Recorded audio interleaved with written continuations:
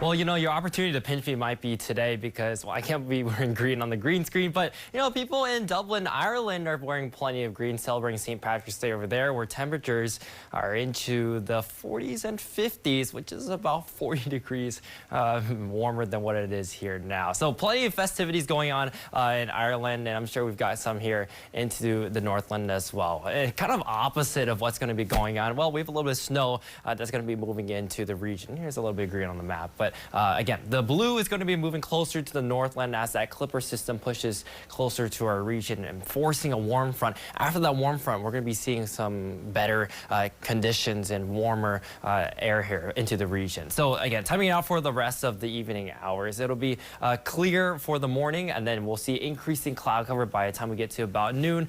Still cold here, although again, the winds will be rather weak today with high pressure pretty much centered over the Northland. Then we'll start to see more of a southerly wind increase our temperatures into the teens a little bit more, but then here comes the snow here in response to that warm front, and we'll see some light to maybe a couple pockets of moderate snow moving from west to east and eventually down the 53 corridor into the Twin Ports by about 5 or 6 o'clock, and then farther off to the east, a little bit more scattered as you get towards the South Shore and the UP, just because it'll be losing energy by the time it gets to the Northland. So most of the snowfall will be west of there. There is the possibility of some lake or terrain enhancement across the North Shore thanks to a light southeast wind. So I wouldn't imagine if totals exceeded kind of our expectations in our snow map here. So here's a look at that.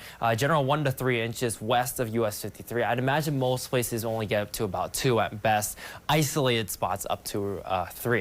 And then east of here, maybe up to an inch as you force more dry or as you battle more dry air from that system. And again, with a light southeast wind, I wouldn't be surprised if we saw a couple totals maybe in the 1 to 2 inch zone up across the North Shore. So not a big event, but certainly, a coating of snowfall is certainly possible. Now, talking about the warmth again, we're going to be seeing southerly winds come in behind that warm front, and these are 60s and 70s coming in from Nebraska. So that's going to be some really mild air. Look at the future temperatures for the next few days. So I mentioned 40s being the highs, but the rest of the region could be even warmer here in a couple of spots. So Wednesday afternoon, we're talking about high of near 40 or so. On Thursday, similar story, maybe into the 30s. There might be a little bit of lake influence from a light, maybe southeast wind that comes off the lake, but nonetheless, it'll still be rather warm. Then look at Friday. We're looking at 30s, maybe near the lake, but inland areas 50s, 60s, not out of the question. I think that's a little overzealous, but